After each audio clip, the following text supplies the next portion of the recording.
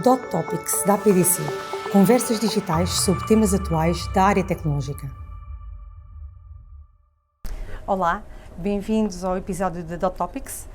Temos hoje como convidados o Bruno Bernardes, Managing Director da Accenture Portugal, e o Alan Vasconcelos, Diretor ou Head da Digital Hub, da Digital Global Unit da EDP. Sejam bem-vindos e muito obrigada pela vossa presença e participação neste Dot Topic, que tem como pano de fundo, eu já fiz uma breve introdução, o estudo desenvolvido pela Accenture, da Technology Vision, e que identifica 4 tendências, e por isso é que vamos ter então 4 episódios. Bruno, temos a responsabilidade de fazer o primeiro episódio, não é? Sobre este estudo e sobre a primeira tendência da WebMe. Queres nos apresentar à nossa audiência em que é que isto consiste, esta tendência? A WebMe é a nova forma de experienciar a internet, que se antevê nos próximos anos ter uma adoção cada vez maior e em que as pessoas, no seu dia-a-dia, em vez de interagirem com a internet como fazem há 20 anos atrás, terem uma experiência mais imersiva e em que permitem interactuar, tocar, sair, entrar de sítios nesta nova realidade que é o metaverso. Sim. Eu acho que isso está bastante patente no estudo, que efetivamente aquilo que o estudo nos apresenta é a convergência de várias tecnologias e que tornam então este mundo cada vez mais interconectado e as tecnologias emergentes cada vez a potenciar novas realidades, novas formas de trabalhar, de agirmos, de interagirmos, de desempenharmos as nossas funções. E, Alan, isto impõe-se aqui a questão de que como é que a EDP tem vindo a adotar estas novas tecnologias no seu plano de atividades e de negócios? Sim. Se calhar começava só por dar aqui uma nota que o tema do digital tem sido central na estratégia do Grupo EDP, aliás, já desde há alguns anos. Diria que se calhar em 2018, foi quando foi criada esta Digital Global Unit, houve um foco muito grande e uma transformação, diria, do IT mais tradicional para combinar com uma visão digital, com novas tecnologias. Em termos de estratégia do grupo, temos a transformação digital como um dos pilares fundamentais para a estratégia, numa lógica de Future-Proof Organization, como é que nós preparamos a organização para o futuro. Temos basicamente 5 eixos no tema do digital. Um deles tem a ver com o tema do cliente, pensar no cliente e como é que o digital pode ajudar nessa relação com o cliente. Depois tem a ver um tema de dados, como é que nós podemos extrair todo o valor de todos os dados que temos e todos os analíticos que podem ser feitos. Depois há um tema de operações eficientes, como é que podemos ser mais eficientes e utilizar o digital para melhorar essa eficiência. Depois um tema mais focado com as pessoas, cultura digital, change management, como é que nós também preparamos a organização e cada um de nós também para esta transformação que é muito importante. E depois o tema da cibersegurança, que está um bocadinho na base de tudo isto. Todos estes eixos e todas as iniciativas. Sim. Eu acho que isso está bastante patente no estudo, que efetivamente aquilo que o estudo nos apresenta é a convergência de várias tecnologias e que tornam então este mundo cada vez mais interconectado e as tecnologias emergentes cada vez a potenciar novas realidades, novas formas de trabalhar, de agirmos, de interagirmos, de desempenharmos as nossas funções. E, Alan, isto impõe-se aqui a questão de que como é que a EDP tem vindo a adotar estas novas tecnologias no seu plano de atividades e de negócios? Sim. Se calhar começava só por dar aqui uma nota que o tema do digital tem sido central na estratégia do Grupo EDP, aliás, já desde há alguns anos. Diria que se calhar em 2018, foi quando foi criada esta Digital Global Unit, houve um foco muito grande e uma transformação, diria, do IT mais tradicional para combinar com uma visão digital, com novas tecnologias. Em termos de estratégia do grupo, temos a transformação digital como um dos pilares fundamentais para a estratégia, numa lógica de Future-Proof Organization, como é que nós preparamos a organização para o futuro. Temos basicamente 5 eixos no tema do digital. Um deles tem a ver com o tema do cliente, pensar no cliente e como é que o digital pode ajudar nessa relação com o cliente. Depois tem a ver um tema de dados, como é que nós podemos extrair todo o valor de todos os dados que temos e todos os analíticos que podem ser feitos. Depois há um tema de operações eficientes, como é que podemos ser mais eficientes e utilizar o digital para melhorar essa eficiência. Depois um tema mais focado com as pessoas, cultura digital, change management, como é que nós também preparamos a organização e cada um de nós também para esta transformação que é muito importante, e depois o tema da cibersegurança que está um bocadinho na base de tudo isto. Todos estes eixos e todas as iniciativas que estão incluídas aqui no nosso plano de 2021-2025 tem um volume de investimento de 1.000 milhões de euros e, portanto, é aqui o compromisso também que o Grupo EDP está a fazer também para esta transformação digital, que já começou há uns anos, mas que eu diria que agora está ainda mais reforçada para os próximos anos. Pelo que eu consegui perceber, daquilo que o Alan nos explicou e também para a nossa audiência, esta unidade digital é uma unidade transversal a todo o Grupo EDP. Não é uma atualização do que era um departamento de tecnologias do grupo, não é? Esses 5 eixos é muito mais transversal. Certo. Esta área portanto, Digital Global Unit é uma unidade totalmente transversal, portanto, nós trabalhamos com todas as empresas do Grupo EDP em todas as geografias e, portanto, estamos aqui a falar de muitos países, Espanha, Portugal, muitos países na Europa, Brasil, Estados Unidos, neste momento também na Ásia, e portanto acabamos por ter uma abrangência grande não só na componente geográfica, mas depois também na componente de cadeia de valor, ou seja, para nós o digital não é só o tema da relação com os clientes, mas é também como é que nós podemos ser mais eficientes e como é que podemos gerir de forma diferente os nossos ativos.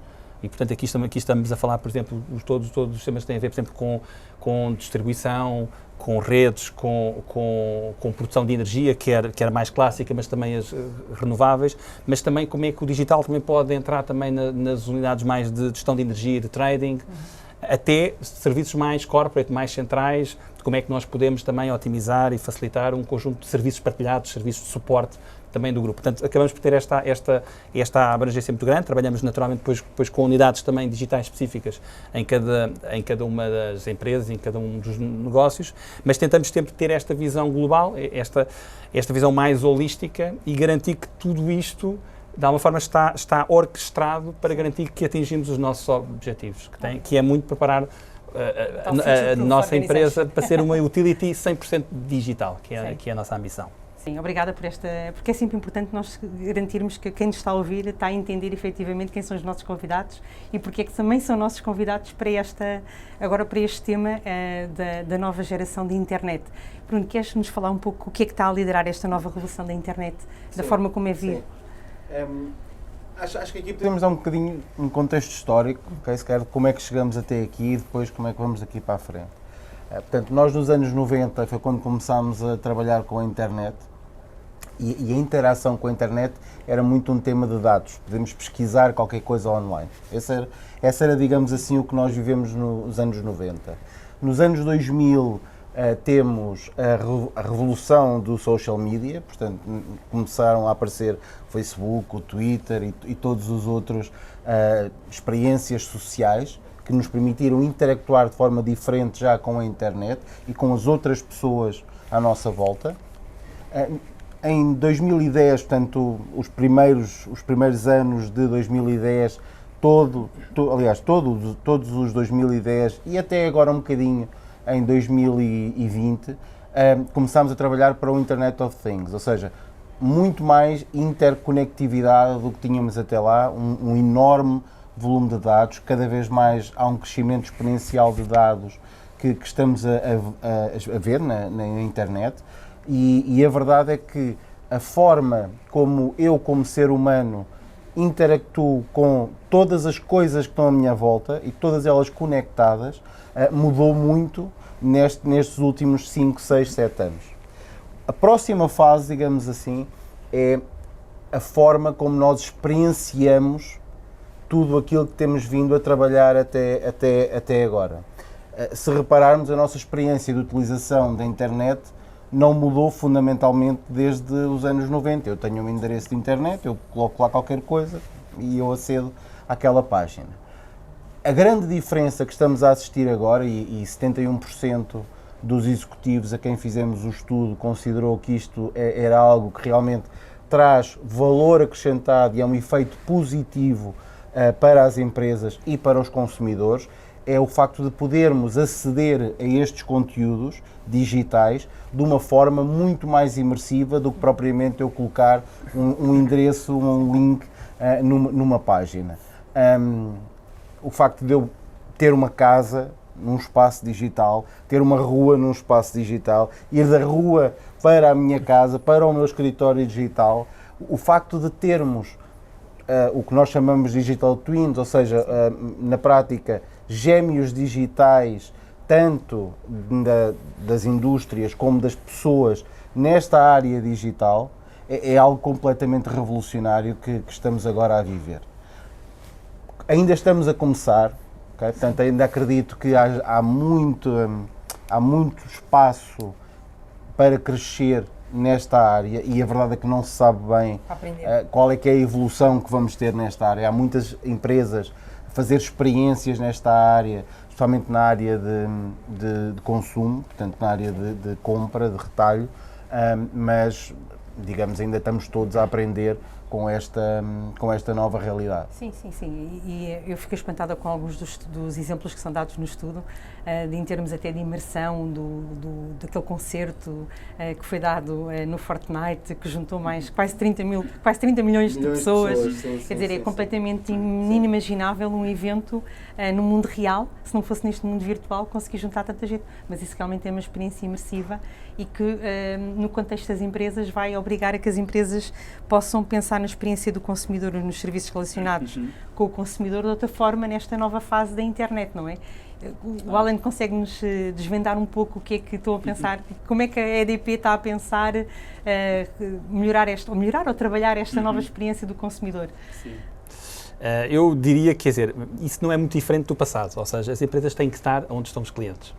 E o que vamos assistir aqui, e acho que este estudo mostra isso de uma forma muito clara, é que os consumidores, cada um de nós vai estar cada vez mais imersivo neste metaverse e, portanto, cada vez em experiências mais virtuais e, portanto, as empresas têm que estar onde estão os clientes. E, portanto, será um pouco este o caminho que nós vamos fazer e que, naturalmente, todas as empresas vão fazer, que é, se as pessoas começarem a passar cada vez mais tempo, digamos, nestas realidades virtuais, as empresas também vão ter que estar, para estarem perto dos clientes, para interagirem, para venderem os seus produtos, para conhecerem melhor também os clientes e os temas que são importantes. E, portanto, esse é o caminho normal. Eu diria que também estamos ainda a dar aqui os primeiros passos. Diria que, no nosso caso, e é um bocadinho o caminho que nós também temos vindo a fazer, que tem sido um bocadinho de vendas, se calhar, de produtos mais como commodities, como eletricidade e gás natural. Entretanto, temos vindo a evoluir numa lógica de aproximação, estamos muito mais próximos em termos de eficiência energética, domótica, por exemplo, em casa, temas, por exemplo, da mobilidade elétrica, temas também do solar distribuído, dos bairros solares, ou seja, estamos cada vez com produtos que estão mais próximos também dos clientes e, portanto, vejo ainda uma interatividade maior, não só pelo tipo também de portfólio que hoje começamos a ter.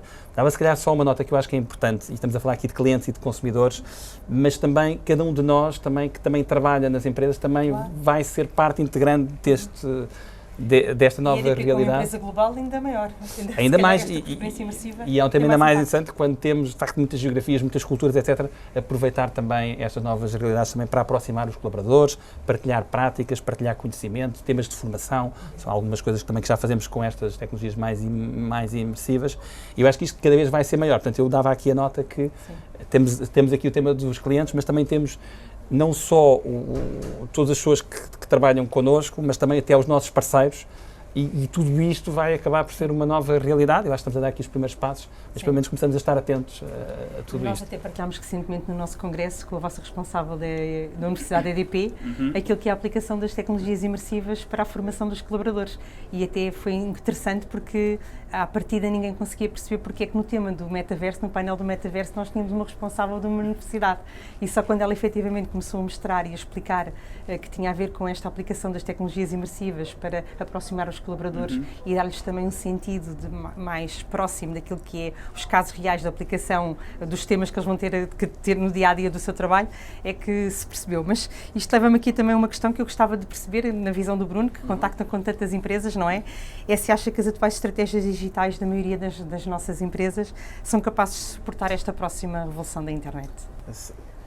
É assim, o tecido empresarial português é constituído, na sua esmagadora maioria, por empresas de média e pequena dimensão. Portanto, obviamente que é muito difícil para este tipo de empresas dar saltos neste tipo de mercados. Dito isto, cada uma destas pode fazer pequenos investimentos e pequenos passos neste tipo de soluções e neste tipo de tecnologias. A verdade é que, pegando naquilo que o Alan estava a dizer há pouco, que me parece muito, muito correto, que é, as empresas têm que seguir os consumidores, têm que estar onde estão os consumidores. E a verdade é que, se cada vez mais virmos consumidores, e note aqui 2 exemplos interessantes, que é, segundo o nosso estudo, 85% das pessoas inquiridas estavam dispostas a pagar mais por produtos que pudessem experienciar de uma forma mais imersiva do que propriamente numa loja tradicional hoje em dia de e-commerce. E por outro lado também um exemplo que me pareceu engraçado, a Gucci tem, e como não é um concorrente da EDP, posso falar à vontade, a Gucci tem já uma loja no metaverso, e o que é engraçado é que construiu uma mala digital que era um gêmeo da Real. As pessoas pagaram mais pelo artigo digital do que o preço da mala custava no mundo real. Portanto, ainda há muito, digamos assim, para descobrir, ainda há muito para se perceber onde é que as empresas podem investir e como. Isto são, como o Alan também disse há pouco, os primeiros passos que as empresas estão a dar. Em Portugal, ainda mais pelo tecido empresarial que temos. Mas a verdade é que cada vez mais vamos ter, empresas têm que seguir os consumidores, se os consumidores estiverem aí, as empresas terão que encontrar maneiras também de estar neste tipo de mercados. A dimensão do mercado português, apesar por ser granular, também é uma vantagem numa ótica de errar depressa e aprender depressa. Exatamente. Bem, e como estamos aqui a falar no metaverso, eu acho que os nossos ouvintes também estão a pensar o que é que o metaverso pode ser disruptivo, em que medida, para um negócio energético, não é? Para o vosso setor de atividade. Sim. Você já tem estado a pensar, desenvolver estratégias? Quando nós pensamos no metaverse e nesta nova lógica também, que é um bocadinho mais descentralizada da própria internet, esta Web3, quer dizer, na prática nós vimos e ainda estamos muito com esta concepção da economia das plataformas. Aliás, as grandes empresas da última década vêm exatamente das plataformas. Agora vamos para uma tecnologia de tokens, um tema em que já não é tanto o tema da interação e do social que falámos, mas tem a ver aqui um pouco com exatamente com isso, comparar artigos.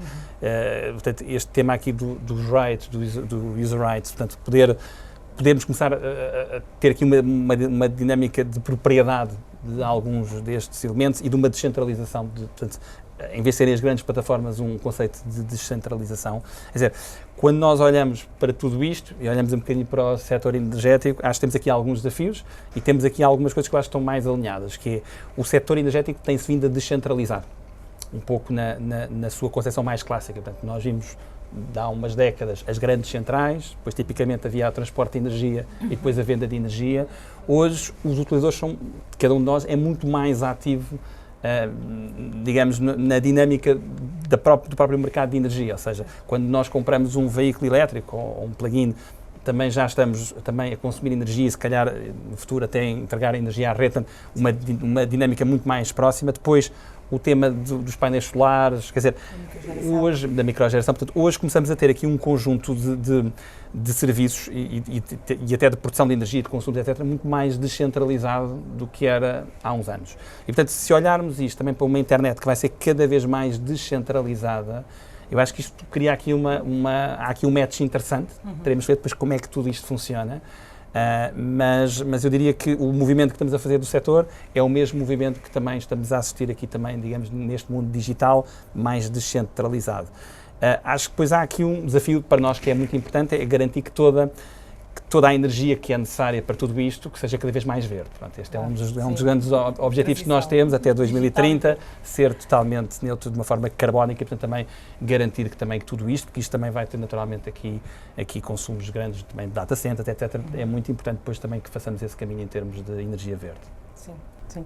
E eu estava aqui a ouvi-lo e estava a pensar também num conjunto de aplicações do metaverso no próprio negócio, na própria operação do negócio em si, pela vossa dispersão geográfica e por alguns dos exemplos que são dados no estudo da forma como se oscila entre o mundo real e o mundo virtual e como confluem esses dois mundos, cada vez de forma mais simbiótica, por assim dizer, e numa medida em que vocês podem estar até através desta oscilação, aproximar mais clientes para a utilização de alguma tecnologia que é assustadora para quem não conhece, mas que se calhar através de um dispositivo que nos coloca lado a lado com alguém, com um técnico que nos pode explicar e desmistificar o receio que eu tenho de utilizar ou de gerar a própria energia ou de utilizar um carro elétrico ou de algum outro equipamento no futuro que venha a ser utilizado, que venha a ser desenvolvido, acaba por ser muito mais fácil. Se calhar dava só se calhar aqui 2 exemplos para concretizar em que de facto nós estamos a juntar já temas, por exemplo, de realidade aumentada, mesmo nas operações de uma forma real. Do lado dos clientes, temos, por exemplo, no negócio mais B2B, muitas vezes para conseguirmos explicar melhor aos clientes, em fábrica, como é que são os equipamentos. Nós já temos a possibilidade de uma forma seamless, através de um telefone, de um tablet, mostrar exatamente, ou seja, meter o elemento virtual sobre a imagem real e percebermos exatamente como é que fica, por exemplo, um carregador de carros elétricos ou, por exemplo, um painel solar, como é que fica. Portanto, é algo também que ajuda muito a materializar depois como é que tudo isso vai funcionar. Mas, por exemplo, temos também do lado da gestão das operações, por exemplo, nós nas centrais já usamos muito os HoloLens, em que permite, em muitos casos, estarmos a ver a informação real, portanto, os equipamentos, e a partir daí, através da identificação de quais são os equipamentos, ter acesso a um conjunto de dados sobre aquele equipamento e muitas vezes até aos manuais, e tudo isto conseguimos estar, ou seja, o técnico consegue estar a operar, consegue até ter um apoio de alguém que eventualmente que esteja noutro local remoto, consegue aceder à informação real-time do que é que se está a passar e até aos manuais para perceber, ou até a alguns vídeos, exatamente como é que deve operar aquele equipamento. E, portanto, são já experiências já próximas, exatamente, do que estamos aqui a falar, quer do lado dos clientes, quer também do lado da gestão de ativos, que para nós é uma grande parte, naturalmente, da nossa operação. Claro. Pegando no que o Alan está aqui a dizer, eu acho que também é importante indicar que nós não podemos confundir esta realidade do metaverso com alguma empresa que tenha um determinado... Pois, okay? há muitos metaversos. É isso mesmo, há muitos metaversos, precisamente. E um dos temas que nós cada vez vamos ver mais é a existência de cada empresa transformar da forma que faça mais sentido ao seu tipo de negócio esta junção entre o que é real e o que é virtual. Em alguns casos faz muito mais sentido uma lógica de realidade aumentada, tanto as operações como para a formação, a nível industrial é o que estamos a ver cada vez mais. Outros, por exemplo, para a formação fará mais sentido uma lógica completa de realidade virtual. Portanto, cada empresa e cada negócio terá, obviamente, aqui experiências e utilizações diferentes deste tipo de tecnologias. O que é importante perceber, digamos assim, é que realmente existem estas tecnologias que estão na base, o metaverso, o blockchain, o Web3, portanto a descentralização da internet, os NFTs, portanto há um conjunto de blocos tecnológicos que agora as empresas têm que aprender e têm que experienciar a forma como vão empacotar cada um destes blocos a casos de uso específicos que vão ter no seu dia-a-dia. Tudo isto ainda mais potenciado pelo 5G, não é? Precisamente, é outro bloco também importante neste tipo de conectividade, sem dúvida. Oh, Bruno, e pela vossa experiência, como é que julga que os líderes das grandes organizações podem obter uma vantagem competitiva comparados com os líderes de uma organização nativamente digital? Certo. Este é um mercado novo. E como qualquer mercado novo, obviamente os early adopters têm vantagens competitivas claras face a outros que vêm depois. A verdade é que já temos várias empresas a adotar este tipo de tecnologias. Sim. Nos últimos 2 anos, a grande maioria das empresas, especialmente as empresas grandes, estão ativamente à procura de casos de uso para entrar neste tipo de tecnologias, algumas com mais sucesso que outras, diga-se de passagem, mas a verdade é que elas estão ativamente à procura de casos de uso e de experiências que possam ter com os seus consumidores nestas tecnologias. Acho também que existe um caminho ainda a fazer, como estávamos a falar há pouco, para perceber qual é que até que ponto é que podemos tirar partido deste tipo de tecnologias. Portanto, como estamos ainda na infância desta tecnologia, acredito que as empresas que cheguem primeiro têm, obviamente, uma vantagem competitiva, especialmente porque permite-lhes experienciar um conjunto de casos de uso e, se calhar, como estávamos a falar há pouco, o fail fast, portanto, determinar qual é que é o caminho ótimo para cada uma delas para o futuro. E, para além do metaverso, temos estado aqui a falar de outras tecnologias, quais é que são outras que vocês têm identificado como estratégicas de aposta para o Grupo EDP? Sim, para nós, quer dizer, o tema dos dados é um tema fundamental, acreditamos que é por aí que teremos grande parte do valor. No entanto, quando nós olhamos um bocadinho para o nosso digital, nós temos muitas tecnologias e, portanto, podemos estar a falar já falámos aqui das realidades, mas as apps e o web, que é um bocadinho que já vinha atrás, mas temos, por exemplo, temas como drones, certo, como, por exemplo, blockchain, portanto, outras tecnologias que nós também utilizamos. Nós tentamos não focar-nos muito na tecnologia em si, tentamos ir muito pelos casos de uso, exatamente como estávamos aqui a falar, pelo problema de negócio, tentar, a partir daí, depois perceber quais são então as soluções tecnológicas que temos à disposição para resolver o nosso desafio. Mas também é verdade que temos que conhecer, especialmente, as soluções tecnológicas quando são novas, também as temos que experienciar e perceber como é que elas funcionam e depois como é que muitas vezes podem ser articuladas de uma forma conjunta, porque é muitas vezes aí onde depois, de facto, há a inovação. É quando nós conseguimos pegar em 2 ou 3 peças tecnológicas, juntá-las e depois trazer alguma inovação para o negócio. E eu diria que se calhar falando assim, se calhar destas mais disruptivas, e estamos a falar aqui nesta descentralização da Web3, por exemplo, ao nível, por exemplo, do blockchain, há muitos casos de uso e isso toca muito na nossa descentralização que está a acontecer também no próprio setor, em termos dos veículos elétricos a carregarem, descarregarem, são bons casos de uso. Temas também dos bairros solares, dos painéis dos painéis solares da microgeração, são também bons casos de uso de descentralização, por exemplo, onde o blockchain pode funcionar. Há alguns casos que nós já testámos e que já implementámos, por exemplo, temas como certificados de origem de energia verde, ou seja, garantir em tempo real que a energia que está a ser consumida por um determinado cliente, de facto, é traceable e conseguimos perceber exatamente quase de que parque, de que turbina eólica que está a vir aquela energia. Portanto, são casos de uso que nós já desenvolvemos.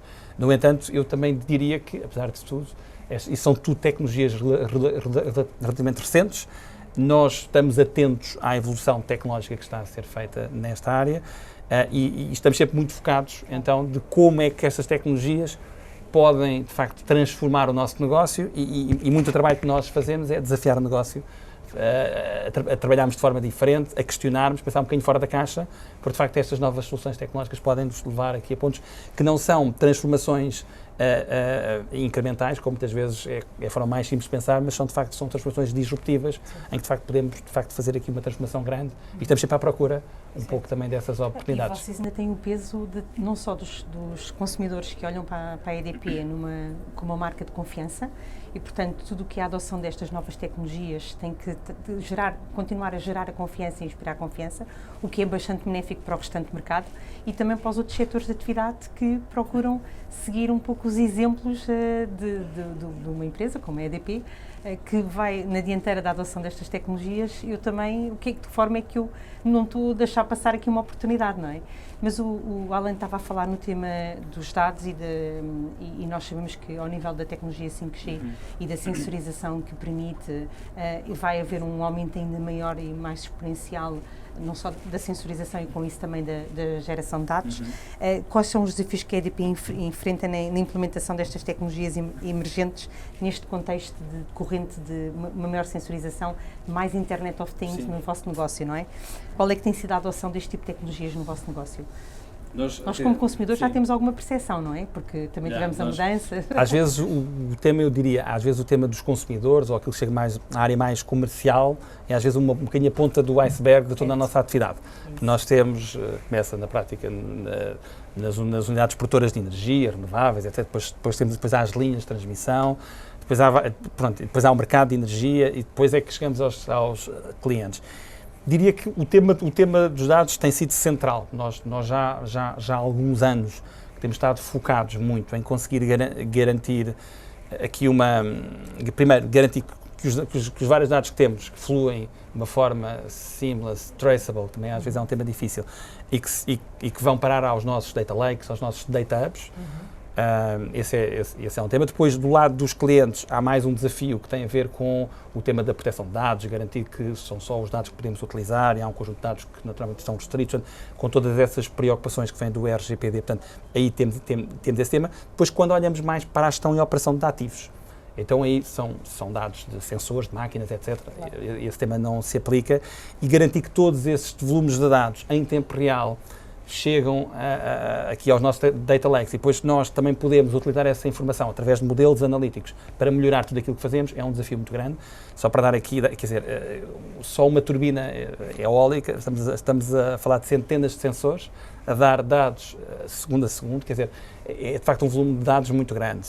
Quando vamos então para centrais mais complexas, como por exemplo as centrais térmicas, etc., então ainda mais dados são. Ou seja, de facto é um volume gigante de dados. Conseguir garantir que processamos tudo isto, claro. Conseguimos depois, e depois retirar este valor, tem sido um desafio muito grande. Portanto, nós temos trabalhado as componentes, diria mais, de arquiteturas, de referência, de garantir as infraestruturas de cloud que precisamos para tudo isto, e portanto também uma grande aposta na cloud que temos feito, para garantir que os dados fluem, para depois podermos aceder aos dados de uma forma simples, depois encontrar os casos de uso e desenvolver todos os modelos de analítica avançada para conseguir tirar um valor grande, e eu diria que aí já temos algumas coisas, mas ainda há muito mais a fazer. E depois uma terceira componente que eu acho que é muito importante neste tema dos dados, que eu diria que não é nada do que eu falei até agora, que tem a ver com as pessoas.